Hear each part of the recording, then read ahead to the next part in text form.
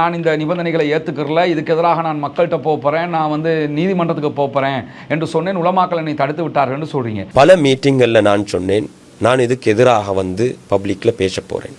ஆனா அதே வீடியோவில் கடைசியில் என்ன சொல்றீங்கன்னு கேட்டா, அப்ப தெளிவோட வாரத்தில் அவங்களோட இந்த ரிக்வெஸ்ட் நான் ஃபேரா தான் பார்க்குறேன். இந்த நிபந்தனைகள் எல்லாம் நல்லதுன்னு தான் நான் நினைக்கிறேன் அப்படிங்கிறீங்க. இப்போ இந்த நிபந்தனை நல்லதா இல்லையா? நீங்கள் நீதிமன்றத்துக்கு போனீங்களா இல்லையா? மக்கள்கிட்ட போனீங்களா இல்லையா? நீங்கள் இதில் கையெழுத்தாவது போட்டது உண்மையா இல்லையா?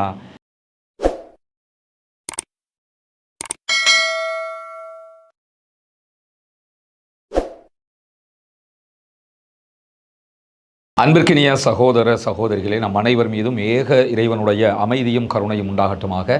அஸ்ஸலாமு அலைக்கும் வரஹ்மத்துல்லாஹி வபரகாத்துஹு. நமக்கெல்லாம் தெரியும், நேற்றைய தினம் என்னுடைய சமூக வலைதள பக்கங்களில் இலங்கைக்கு வரவழைக்கப்பட்டிருக்கக்கூடிய சுமார் 25,000க்கு மேற்பட்ட குரான் பிரதிகள் தடுத்து வைக்கப்பட்டிருக்கிறது. அரபு பிரதிகள் வெளியே எடுக்கப்பட்டிருக்கிறது. மொழிபெயர்ப்பு பிரதிகள் தடுத்து வைக்கப்பட்டிருக்கிறது. இதற்கான காரணம் யார், பின்னணி யார் என்பதையெல்லாம் ஆதாரங்களோட டாக்குமெண்ட் வாய்ஸாகவே நம்ம ஒரு வீடியோவாக வெளியிட்டிருந்தோம். அதில் இரவு நேரத்தில் யூடியூப்பில் வெளியிட்டிருந்த வீடியோவில் சிறு தடங்கள் ஏற்பட்டிருந்தது.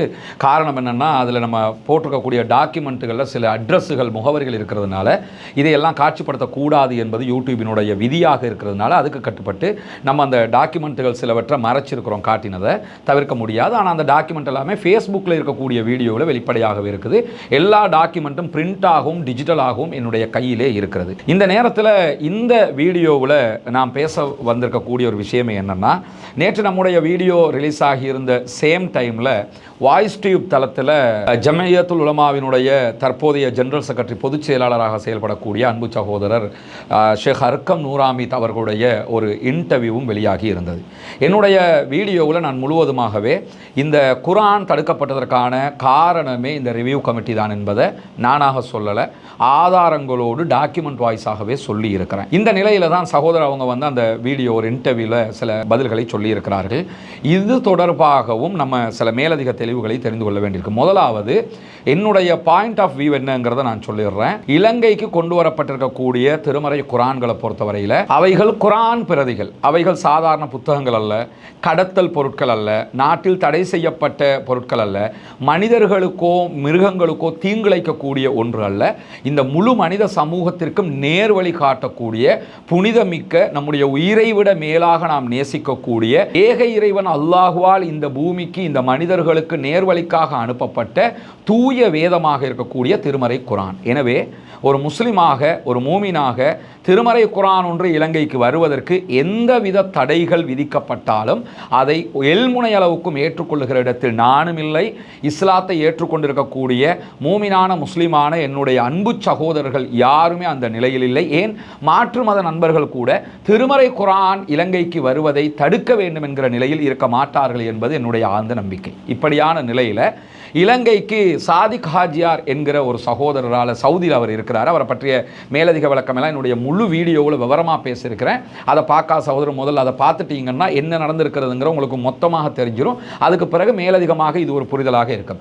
சாதிக் ஹாஜியார் என்று சொல்லக்கூடிய இலங்கையில் பிறந்தவர், ஆனால் சவுதி அரேபியாவில் குடியுரிமை பெற்றிருக்கக்கூடிய, புனிதமிக்க ஹரம் ஷரீஃபிலேயே தன்னுடைய வாழ்நாட்களை கழித்திருக்கக்கூடிய 70 வயதுகளை தாண்டக்கூடிய ஒரு முதியவர். அவர் இலங்கைக்கு வந்து போகும்போது குரான் அனுப்ப கேட்டிருந்தாங்க. நான் அதனால் குரான்களை அனுப்பி வச்சேன்னு சொல்றாரு. அவர் அனுப்பிய திருமறை குரான்கள் தான் தற்போது தடுக்கப்பட்டிருக்கிறது. இந்த குரான் தான் இலங்கையினுடைய வரலாற்றில் முழுவதுமாக இலங்கைக்கு வருகிற குரான். சவுதி அரேபியாவிலிருந்து நீங்கள் உம்ராவுக்கு போனால் இதனுடைய தமிழ், சிங்கள மொழிபெயர்ப்புகளை தான் எடுத்துகிட்டு வருவோம். இங்கே ஆங்கிலம் எடுக்கலாம், உருது எடுக்கலாம், தெலுங்கு எடுக்கலாம், மலையாளம் எடுக்கலாம். உலகத்தில் பெரும்பாலான மொழிகளில் இந்த குரானை நீங்கள் பெற்றுக்கொள்ள முடியும். சவுதி அரேபியா இதற்காக பல கோடிக்கணக்கான பணங்களை செலவழித்து பிரிண்ட் பண்ணுறாங்க. இலங்கையிலிருந்து மட்டுமல்ல, உலகம் முழுவதும் இருந்து யாரெல்லாம் சவுதிக்கு போகிறாங்களோ அத்தனை பேரும் இந்த குரானை தான் உம்ராவுக்கு போனால், ஹஜ்ஜுக்கு போனால் எடுத்துக்கொண்டு வருவார்கள். அதே மாதிரி சாதாரணமாக அங்கிருந்து அனுப்பப்படுகிற குரான் இதுதான். கடந்த பல்லாண்டு காலமாக இலங்கைக்கு வந்ததும் இதே குரான் பிரதி தான். ஏற்கனவே அந்த வீடியோவில் நான் சொன்ன மாதிரி நானாக இருக்கலாம், இந்த நாட்டில் இருக்கக்கூடிய வயது எனக்கு 37 வயது, 37 ஆண்டுகளுக்கு முன்பதாகவே இப்போ 60 வயசில் இருக்கக்கூடிய ஒருவர் கூட இதே குரானுடைய மொழிபெயர்ப்பை தான் படித்திருப்பாருங்கிற அளவுக்கு குரானுடைய மொழிபெயர்ப்பு சரளமாக அங்கிருந்து தான் வருகிறது. இன்னும் சொல்ல போனால் இந்த குரானுடைய மொழிபெயர்ப்பை செய்த கமிட்டியில் மிக முக்கியமானவர் யாருன்னா அகில இலங்கை ஜம்மியத்துல் உலமாவினுடைய முன்னாள் பொதுச் செயலாளர் மரணித்த சகோதரர் ஷேக் முபாரக் ஹசரத் அவர்கள் ரஹிமஹுல்லா. அல்லாஹ் அவருக்கு அருள் புரிய வேண்டும், அவருடைய கபருடைய வாழ்க்கை விசாலமாக்க வேண்டும், அவருக்கு அல்லாஹு தாலா உயர்தரமான ஜன்னத்துல் ஃபிர்தௌஸை கொடுக்க வேண்டும் என்கிற பிரார்த்தனையும் நான் சொல்லிக் கொள்கிற அதே நேரம் அவருக்காக அத்தனை பேரும் பிரார்த்திக்க வேண்டும். ஜம்மியத்துல் உலமாவினுடைய ஜெனரல் செக்ரட்டரியாக அவர் பல காலங்கள் செயல்பட்டிருக்கிறார். அவர் இந்த மொழிபெயர்ப்பு குழுவில் மிக முக்கியமானவர். அந்த குரான் தான் ஸ்ரீலங்காவுக்கு சிங்களத்தில் தமிழில் வரக்கூடிய குரானாக இருக்கிறது. இப்போ கான்செப்ட் என்னன்னு கேட்டால், இந்த குரானை ரிவ்யூ கமிட்டின்னு யார் போறப்பட்டாங்களோ அவங்க உள்ள அனுமதிக்க முடியாது என்று சொல்லிட்டாங்க. காரணம் என்னன்னு கேட்டால், இந்த குரானில் ஃபுட் நோட் போடப்பட்டில்லை, ஜிஹாது தொடர்பான வசனங்களுக்கு விளக்கங்கள் போடப்படவில்லை. இந்த விளக்கம் இல்லாமல் குரான் மக்கள்கிட்ட போச்சுதுன்னு சொல்லி சொன்னால் மிஸ் அண்டர்ஸ்டாண்ட் பண்ணி பிழையான முடிவுகளுக்கு செல்வார்கள் அப்படின்னு சொல்லி அவங்க சொல்கிறாங்க. இதைத்தான் நான் ஆரம்பத்தில் அந்த வீடியோவிலையும் சொன்னேன். என்னன்னா, முதல்ல குரான் ஒருவனை வழிகெடுக்கிறது என்கிற நிலைக்கு ரிவ்யூ கமிட்டி எப்படி போனீங்க? குரானை பற்றிய பாசம், குரானை பற்றிய நேசம், குரானை பற்றிய புரிதல், குரான் இறைவேதம் என்கிற நிலைக்கு நம்ம வந்துட்டோம்னு சொல்லி சொன்னால் எப்படி நம்ம குரான் இன்னொருவரை வழிகெடுக்கும் என்கிற நிலைப்பாட்டுக்கு போக முடியும்? இந்த குரானை இறைவன் தந்திருப்பதே நேர் வழி காட்டுவதற்காக. ஆனால் குரானை படிக்கிற ஒருவர் மிஸ் அண்டர்ஸ்டாண்ட் பண்ணுவார் என்கிற நிலைக்கு நீங்கள் சென்றிருக்கிறீர்கள். இது முதலாவது பிழை. இதை ஏற்றுக்கொள்ளவே முடியாது. எந்த விதத்திலும் நாங்கள் இதை சகித்துக் கொள்ள முடியாமல் இருக்கிறது. இந்த குரான் கடந்த பல்லாண்டு காலமாக இலங்கைக்குள்ள வருகிறது. இதனுடைய மொழிபெயர்ப்பை ஜிஹாது பற்றிய வசனங்களை படித்து யாராவது கொண்டு குண்டு வச்சாங்களா? ஒரு ஷைத்தான் ஜஹரான் குண்டு வச்சானுங்கிறதுக்காக இதை படிக்கிற எல்லாருமே அப்படி செயல்படுவாங்கங்கிற முடிவை டிஃபென்ஸே எடுத்தாலும் ஷேக் அர்க்கம் நூராமித்து உள்ளிட்ட இந்த குழுவில் இருக்கக்கூடிய கண்ணியமிக்க உலமாக்களும் மற்ற சகோதரர்களும் எப்படி இந்த முடிவை எடுத்தீர்கள்? ஈமானிய உணர்வோடு நம்ம பார்த்துருக்கணுமா இல்லையா என்பதுதான் என்னுடைய கேள்வி. இரண்டாவது, சரி, இதுக்கு மொழிபெயர்ப்புக்கு ஜிஹாது பற்றிய இடங்களுக்கு நம்ம விளக்க உரை போடலை என்று சொல்லி சொன்னால் தப்பாக புரிஞ்சுக்கிடுவாங்கன்னா, இப்போ அனுப்பப்பட்ட சாதிகாஜியாருடைய இந்த குரான் கண்டெய்னர் இருந்து சுமார் 15,000 அரபு குரான் பிரதிகளை கடந்த ஜனாதிபதி தேர்தல் நேரத்தில் ஜனாதிபதியாக இருந்த ரணில் விக்ரமசிங்கோட பேசி சகோதரர் அசாத் சாலி அவங்க வெளியே கொண்டு வந்துட்டாங்க. அந்த குரான் இப்பொழுது மக்களுக்கு மத்தியிலே போயிருக்கிறது. அது அரபில் இருக்கக்கூடிய குரானாக இருக்கிறது. இப்போ இலங்கையில் ஜம்மியத்துல் உலமாவுக்கு கீழே 10,000க்கும் மேற்பட்ட உலமாக்கள் இருக்கிறார்கள். அது அல்லாமல் மெம்பர்ஷிப் எடுக்காமல் லட்சோபலட்ச உலமாக்கள் இருக்கிறார்கள். இந்த அத்தனை மௌலவிமாரும் புத்தகமாக அல்லது இணையதளங்களில் இந்த குரானை அரபியில் படிக்கிறார்களே, ஜிஹாத் பற்றிய வசனங்களை எல்லாம் படித்து அத்தனை பேரும் வழிகட்டு போயிட்டார்களா? அல்லது அத்தனை பேரும் போய் குண்டு வச்சுட்டாங்களா? தீவிரவாதியாக மாறிட்டாங்களா? சவுதி அரேபியா உள்ளிட்ட உலகம் முழுவதும் 56 இஸ்லாமிய அரபு நாடுகள் இருக்கிறது. அந்த நாடுகளில் இருக்கக்கூடியவர்கள் அரபு மொழியிலேயே இந்த குரான் வசனங்களை படிக்கிறார்களே, எந்த நாட்டில் எத்தனை பேர் குண்டு வைத்தார்கள்? சவுதி அரேபியாவில் இப்படி ஒரு குண்டுகள் வைக்கப்படுகிறதா? நான் இந்த வசனத்தை படித்து தான் குண்டு வச்சேன், எனக்கு இந்த வசனம் அப்படி என்ன நாசமாக்கிடுச்சு, இப்படி யாராவது சொல்கிறார்களா? இந்த வசனங்களுக்கு தப்பா எவனவனோ கொடுக்கிற விளக்கங்களை கேட்டுக்கிட்டு நாசமா போறாங்களே தவிர இந்த வசனங்களையே பார்த்து யாருமே போய் அந்த நிலை எடுக்கவில்லை என்பது உலகத்தில் நிரூபிக்கப்பட்ட பேருண்மையாக இருக்கும்போது, சகோதரர் அர்க்கம் நூராமித்தாக இருக்கலாம் அல்லது மற்ற சகோதரர்களாக இருக்கலாம், எப்படி நீங்கள் இப்படி ஒரு முடிவுக்கு போனீங்க? நீங்க குரான் தர்ஜுமாவுக்கு இந்த வசனங்களுக்கு விளக்கம் போடாம வந்திருக்குது, எனவே நாங்கள் அதை உள்ள அலவுட் பண்ண முடியாதுன்னு நீங்க முடிவெடுப்பீங்கன்னா, அரபுல குரான் வந்தாலும் அரபுல படிக்கக்கூடிய உலமாக்கள் குண்டு வைப்பார்கள் என்கிற நிலையத்தான் நீங்க சொல்றீங்க. இதைத்தான் ஞானசார தேரர், இனவாதம் பேசிய அத்தனை பேருமே சொன்னாங்க. குரான் குண்டு வைக்க தூண்டுது, குரான் பயங்கரவாதத்தை தூண்டுதுன்னு இதைத்தான் சொன்னாங்க. அதையே நீங்கள் சொல்லியிருக்கிறீங்களே ஷேக்.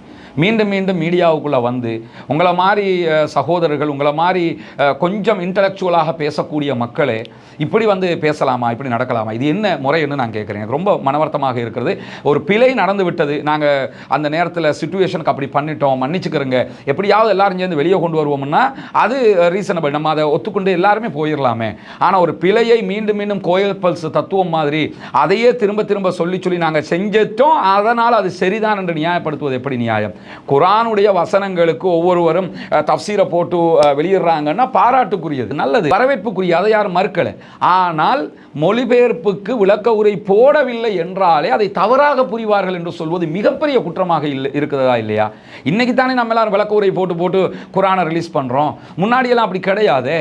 அப்போ விளக்க உரை போட்டால் நல்லதுன்னு சொல்லுங்கள். போடவில்லை என்பதற்காக நாங்கள் ரிலீஸ் பண்ண மாட்டோம், அதை பார்த்தா தப்பாக புரிவாங்கன்னா குரானை பார்த்தால் தவறாக புரிவார்கள் என்று தான் அர்த்தப்பட்டுவிடும். சகோதரர் அர்க்கம் நூராமித் அவங்க, கண்ணியமிக்க மற்ற ஷேக் அத்தனை பேருமே தயவு செய்து நீங்கள் செஞ்சது பிளன்ட்டு போயிருங்க. இதை நியாயப்படுத்த வருகிற போது எங்களால் தாங்க முடியல, அதான் நான் திரும்ப வந்து பேச வேண்டும். இப்படியான சூழலில் தான் சகோதரர் ஷேக் அர்க்கம் நூராமித் அவங்க வாய்ஸ் டியூபுக்கு போய் ஒரு இன்டர்வியூ கொடுத்துருக்கிறார். அதில் அவங்க சொல்லக்கூடிய செய்திகள் முன்னுக்கு பின் முரணாக இருக்கிறது, நிறைய தவறான செய்திகளாகவும் இருக்கிறது. இருக்கிறது. அதில் முதலாவதாக ஷேக் ஹர்கம் என்ன சொல்றாருன்னு கேட்டா, அடிக்குறிப்பு இல்லாம விளக்க குறிப்பு இல்லாம குர்ஆன் உள்ள வரக்கூடாது, நாங்க வரக்கூடாதுன்னு சொன்னதுக்கு பிறகுதான் அவர் குர்ஆனை அனுப்பி வைக்கிறாரு, அது பிழையா இல்லையா அப்படின்னு சொல்லி கேட்கிறாரு.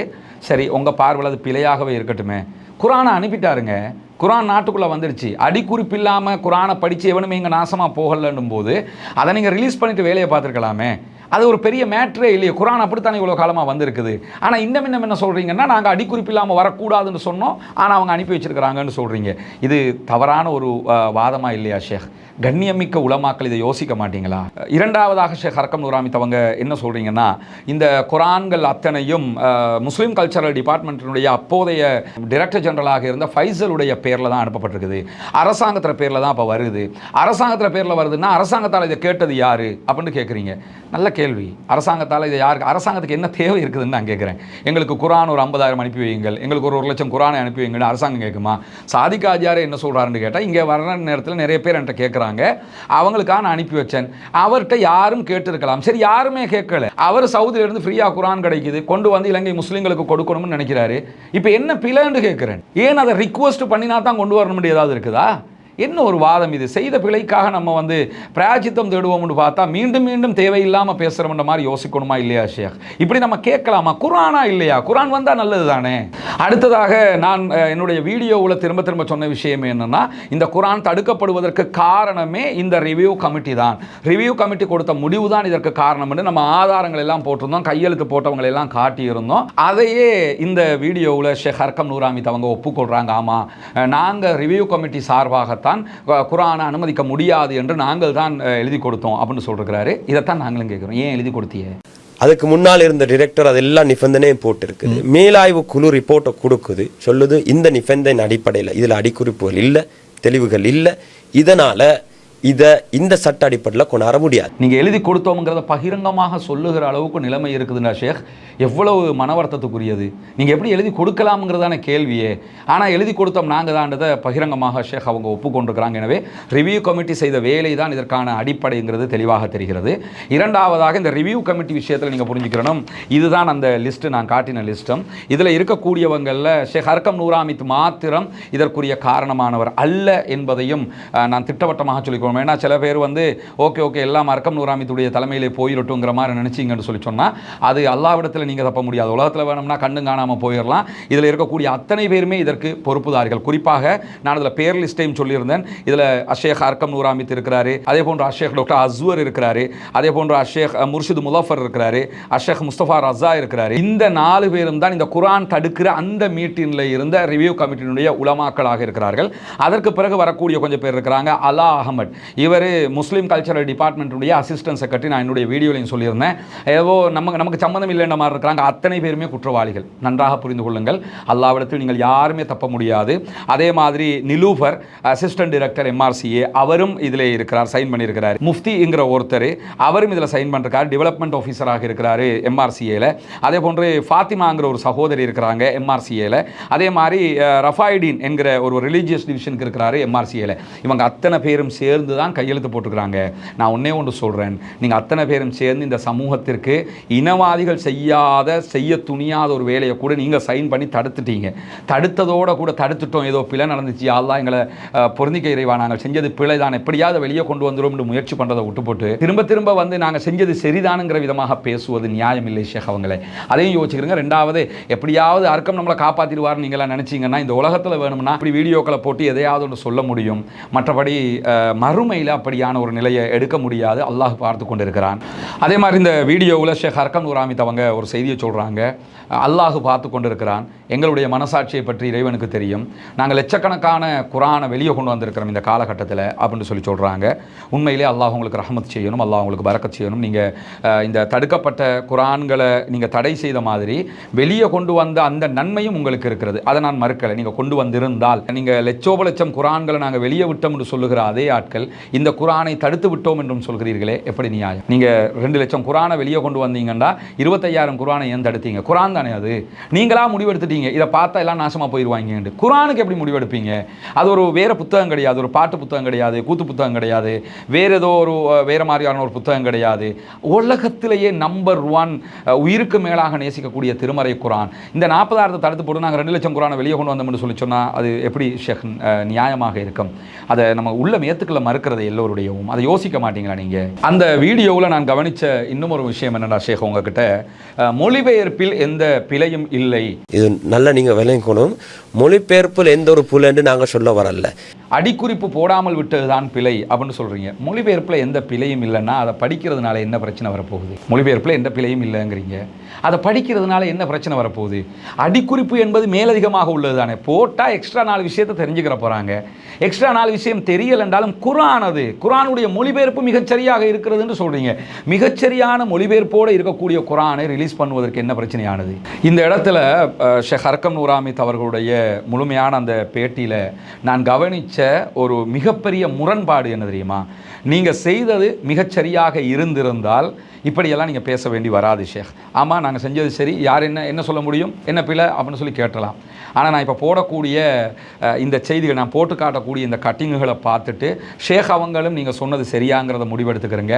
அதே மாதிரி சகோதரர்களும் நீங்கள் சொன்னது சரியாங்கிறத முடிவெடுத்துக்கிறங்க. எல்லாத்துக்கும் முன்னாடி இந்த வீடியோக்களுக்கு கீழே ஷேக் அவங்களோட அந்த பேட்டிக்கு கீழே சில சகோதரர்கள் கமெண்ட் பண்ணியிருந்ததை நான் பார்த்தேன்.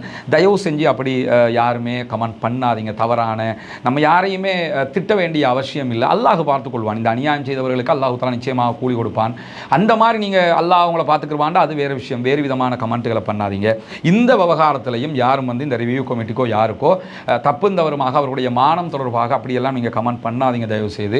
அது இறைவனிடத்தில் நாம் ஒரு நலவுக்காக வேண்டி போராடுகிற நாமளே இறைவனிடத்தில் குற்றவாளியாக மாறியதாக இருக்கும். இந்த இடத்துல ஷேக் அர்கம் நூராமித் அவங்க குறித்த வீடியோவில் சொல்லக்கூடிய ஒரு முக்கியமான விஷயம் என்னன்னா, குர்ஆன் தேசிய பாதுகாப்புக்கு எந்த விதமான அச்சுறுத்தலும் இல்லை அப்படின்னு தெளிவாக சொல்றீங்க. குர்ஆன்ல நேஷனல் செக்யூரிட்டி அச்சுறுத்தல் இல்லை. உண்மையும் அதுதான். குர்ஆனில் தேசிய பாதுகாப்புக்கு எந்த அச்சுறுத்தலும் இல்லை. அச்சுறுத்தலே இல்லை என்றால் எதற்காக குர்ஆன் தடுக்கப்பட்டது? ஆனால் நீங்கள் வீடியோவில் பேசும்போது, பேட்டியில் இப்போ நீங்கள் சொல்லும் போதே என்ன சொல்கிறீங்கன்னு சொன்னால், அதில் மொழிபெயர்ப்பு மட்டும்தான் இருக்கிறது, மொழிபெயர்ப்புலையும் எந்த பிழையும் இல்லை, மொழிபெயர்ப்புக்கு விளக்கம் இல்லாமல் வந்திருக்குது, விளக்கம் இல்லாமல் வந்திருக்கிறத பார்த்துட்டு ஒருத்தன் தப்பான முடிவெடுப்பான், அதாவது ஜிஹாது பற்றிய வசனங்களை பார்த்தா போய் குண்டு வச்சிருவான் என்பதுதான் உங்களுடைய வாதம். ஆனால் தெளிவாக சொல்கிறீங்க குர்ஆனில் தேசிய பாதுகாப்புக்கு எந்த அச்சுறுத்தலும் இல்லைன்னு. தேசிய பாதுகாப்புக்கு அச்சுறுத்தல் இல்லைன்னா அதை மொழிபெயர்ப்பை பார்த்தாலும் அரபில் பார்த்தாலும் யாரும் எந்த பிழையும் செய்ய மாட்டார்கள். ஏன்னா அது குர்ஆன், அது நேர்வழி காட்டக்கூடிய வேதம். இவ்வளோ ஆண்டாண்டு காலமாக இஸ்லாமியர்கள் அப்படித்தானதுக்காக ஒரு ஷைத்தான் அவன் குர்ஆனை பார்த்தெல்லாம் கொண்டு வைக்கல ஷேக். அதை புரிஞ்சுக்கிறங்க. அந்த ஷைத்தான் எவனவனோ பேசின ஷைத்தான்கள் பேசின வீடியோக்களை பார்த்து அதனால் கவரப்பட்டு ஆர்வ கோளாறில் இந்த பிழையை செய்து முழு சமூகத்துக்குமே அவப்பெயரை பெற்று தந்துவிட்டு சென்று விட்டான். அந்த ஷைத்தான் செஞ்ச ஒரு காரணத்தினால் நீங்கள் குர்ஆனை தடுக்கலாமா? அப்போ குர்ஆன் தேசிய பாதுகாப்புக்கு அச்சுறுத்தல் இல்லை என்பது உங்களுடைய நிலையாக இருந்தால் இந்த குர்ஆன்களை வெளியே கொண்டு வந்திருக்க வேண்டும். இந்த குர்ஆன்களை தடுத்ததிலிருந்து நீங்கள் தேசிய பாதுகாப்புக்கு அச்சுறுத்தல் என்பதை சொல்லாமல் சொல்லியிருக்கிறீர்கள். இதை தாண்டி இந்த வீடியோ கொஞ்சம் பாருங்களேன் ஷேக். பல மீட்டிங்களில் நான் சொன்னேன், நான் இதுக்கு எதிராக பப்ளிக்கில் பேச போகிறேன், இது நமக்கு நடக்கிற ஒரு அநியாயம். அதே நேரத்தில் நான் சொன்னேன், நாங்கள் கோர்ட்ஸு கட்டாயம் போகணும். இதுவும் நீங்கள் பேசுவது தான். இதில் நீங்கள் என்ன சொல்கிறீங்கன்னா, இந்த நிபந்தனைகள் டிஃபென்ஸ் மினிஸ்ட்ரியால் போட்டிருக்கிறாங்க, குர்ஆனை உள்ளே வர விடாமல், இதெல்லாம் என்னால் ஏற்றுக்க முடியாமல் இருக்குது. நான் பொதுமக்கள்கிட்ட போய் இதை பற்றியெல்லாம் பேச போகிறேன், அதே நேரத்தில் நான் நீதிமன்றத்துக்கே போக போகிறேன். இதை நான் சொல்லும்போது ஜம்மியத்துல் உலமாவில் இருந்த மூத்த ஆலிம்கள் சொன்னாங்க, அவசரப்பட வேணாம், நாம் அரசாங்கத்தோடு பேசி எதையாவது செஞ்சுக்கலாம்னு சொன்னாங்க, அதனால தான் நான் பொறுமையாக இருந்தேனுங்கிறீங்க. நீங்கள் சொல்கிறதுல எதை நாங்கள் ஏற்றுக்கிற ஷேக்? தெளிவாக குர்ஆனை உள்ளே விடக்கூடாது என்று கையெழுத்து போட்டவர்களில் முதல் நபராக ஷேக் அர்கம் நூராமித் ஆகிய நீங்கள் இருக்கிறீங்க. கையெழுத்தை போட்டுவிட்டு உலமா சபையில் நான் சொன்னேன் இதெல்லாம் ஏற்றுக்கிற முடியாது, இதுக்கு எதிராக நான் மக்கள்கிட்ட போகிறேன், இதுக்கு எதிராக நான் நீதிமன்றத்துக்கு போகிறேன்னு சொன்னேன் அப்படின்னு சொல்கிறீங்க. இப்போ நீங்கள் மக்கள்கிட்ட வந்தீங்களா? இப்படி ஒன்று இப்போ விளக்கம் சொல்கிறீங்க, அந்த விளக்கத்தில் கூட இதெல்லாம் பிழைன்னு சொன்னீங்களா? பிழைன்னு சொல்லலை, சரின்னு சொல்கிறீங்க. இப்போ கூட நீங்கள் மக்கள்கிட்ட இதை பிழைன்னு சொல்ல போவேன் என்று தான் உலமா சபையில் சொன்னதாக சொல்கிறீங்க. ஆனால் மக்கள்கிட்ட நீங்கள் பிழைன்னு சொல்லலை, நீதிமன்றத்துக்கு போகவும் இல்லை. உங்களுடைய பார்வையிலேயே பிழையாக இருக்கக்கூடிய இந்த நிபந்தனையின் அடிப்படையில் தான் இலங்கைக்குள் குர்ஆன் வராமல் நீங்கள் தடுத்து கையெழுத்தும் போட்டிருக்கிறீர்கள். நீங்களே கையெழுத்து போட்டு ஏற்றுக்கிட்டு எல்லாம் செஞ்சு விட்டு, நான் உலமா சபையில் சொன்னேன் இதை ஏற்றுக்கிற முடியாது, நான் மக்கள்கிட்ட போகிறேன், நீதிமன்றத்துக்கு போகிறேன்னு சொன்னேன், உலமா சபையில் இருக்கக்கூடிய மூத்த ஆலிம்கள் தான் என்னை தடுத்து விட்டார்கள் அப்படிங்கிறீங்க. இப்படி சொல்லுகிற நீங்க அடுத்ததாக என்ன சொல்றீங்கன்றத பாருங்களேன். அப்ப தெளிவோட வாரத்துல அவங்களோட இந்த ரிக்வெஸ்ட் நான் ஃபேரா தான் பார்க்கிறேன்.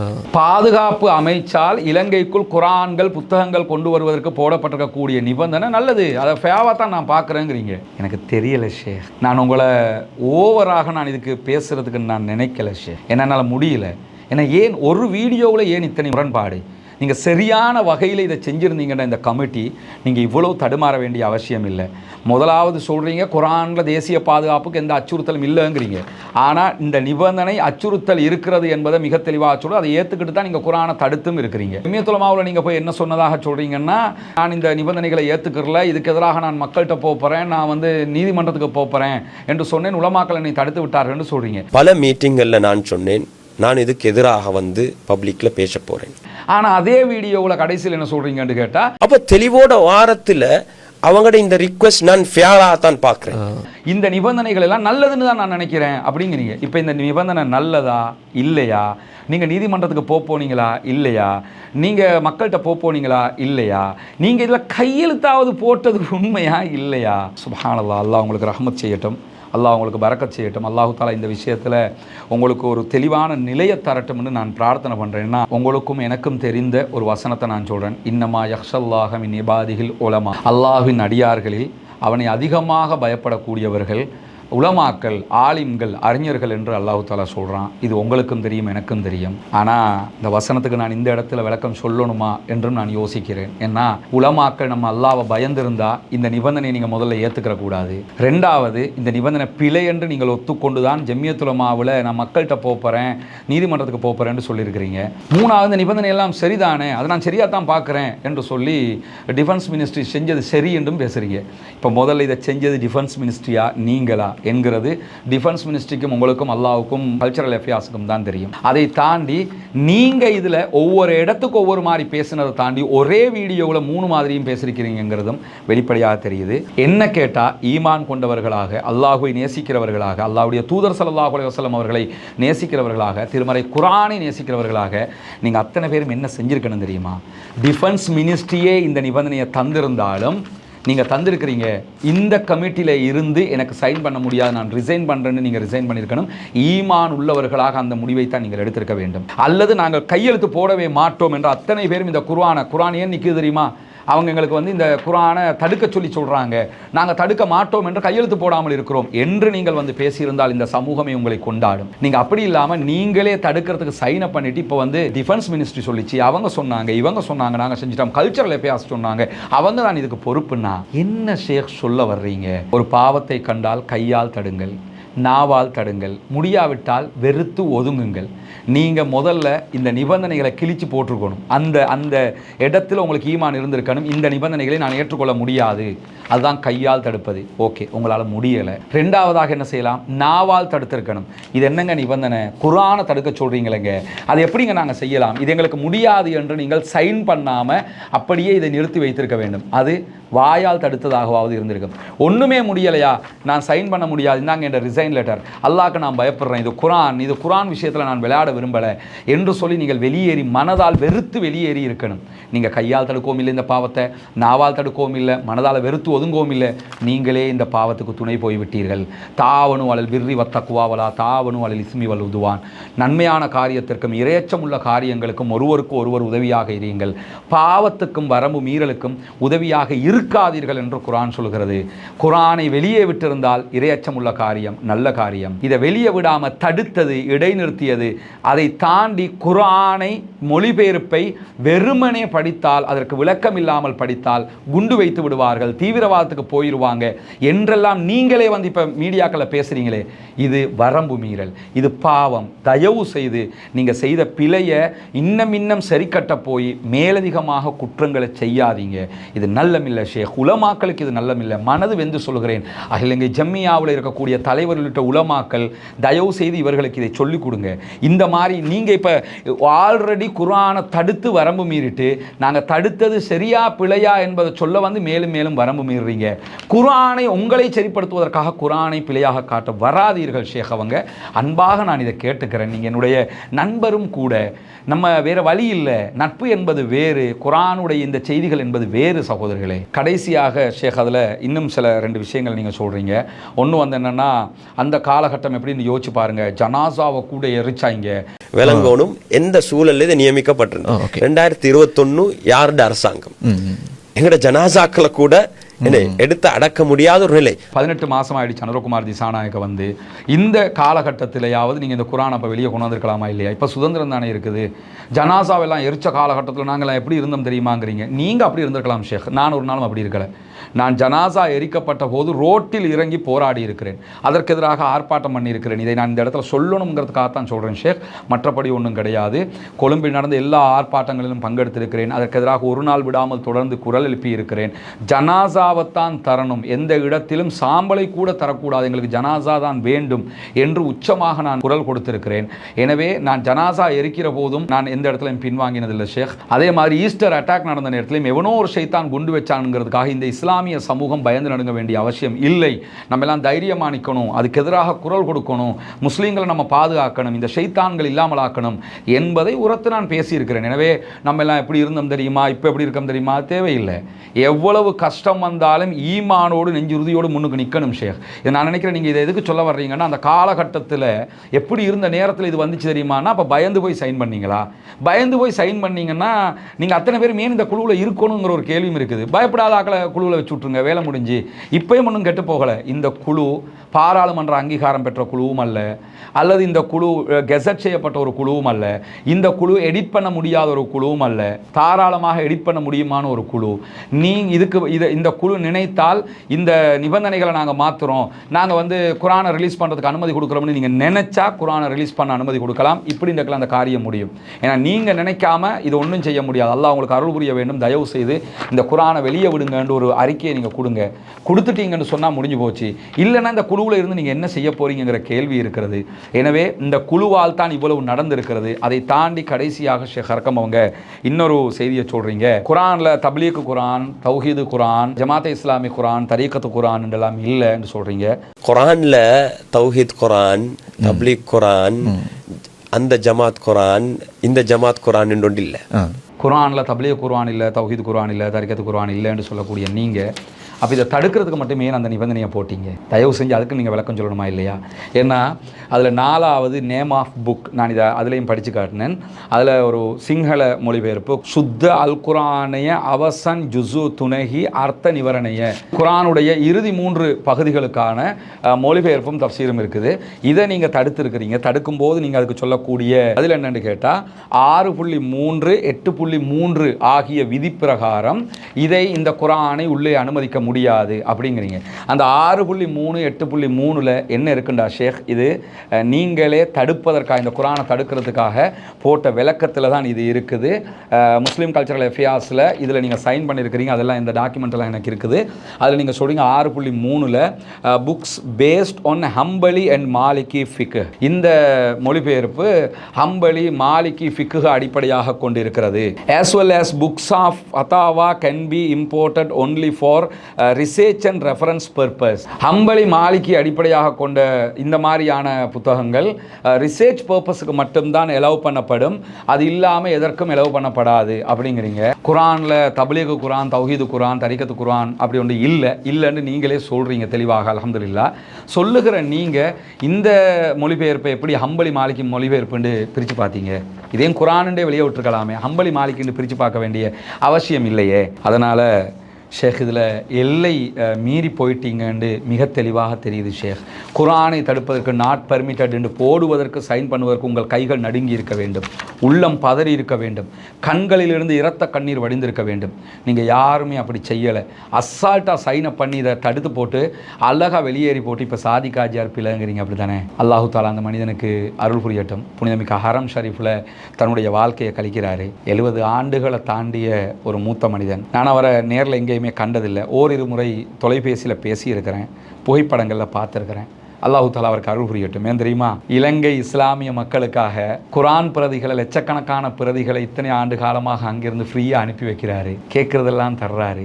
சவுதி அரசாங்கத்தோட பேசி முடிஞ்ச ஹெல்ப் எல்லாம் பண்ணுறாரு. இலங்கையினுடைய சிலோன் ஹவுஸ்ங்கிற பில்டிங் வந்து நாசமாக போன இடத்துல அதை எப்படியாவது காப்பாற்றி எடுத்து அதுக்கான நஷ்ட ஈட்டை எடுத்து அதுக்கான தனியான ஒரு பில்டிங் எடுத்து அதிலிருந்து வார வருமானத்தை வைத்தும் இலங்கை மக்களுக்காகவே சேவைகள் எல்லாம் செய்கிறாரு. 70 வயது பூர்த்தியான ஒரு மனிதன் குர்ஆனையும் இந்த நாட்டுக்கு அனுப்பி இலங்கை மக்களுக்கு குர்ஆன் போய் இலவசமாக சேரட்டும் என்று ஒரு நல்ல காரியத்தை செய்ய வந்து கடைசியில் இப்போ அந்த ஆளையும் குற்றவாளியாக ஆக்கியாச்சுல ஷேக். இனி யார் இந்த மக்களுக்கு நலவு செய்கிறதுக்கு யோசிப்பாங்க? எனக்கு ரொம்ப மனவர்த்தமாக இருக்குது. ஏன்னா நான் அதை வீடியோவில் சொல்லக்கூடாது. சாதிக் ஹாஜியாரோட நான் இறுதியாக பேசும்போது அவர் ரொம்ப அந்த ஆதங்கப்பட்டு ஒரு விஷயத்தை சொல்கிறார். எனக்கு 70 வயசெல்லாம் தாண்டிட்டு அவர் ஃப்ளோவில் பேசிட்டு போகிறார். 70 வயசெல்லாம் தாண்டிட்டு நான் மவுத்து அந்தாண்டு இருக்கக்கூடிய நேரத்தில் இந்த குர்ஆனுக்கு இப்படி ஆயிட்டு அப்படின்னு சொல்லி ஆதங்கப்படுறாரு. அவருடைய ஆதங்கம் ஒன்றே ஒன்று தான்.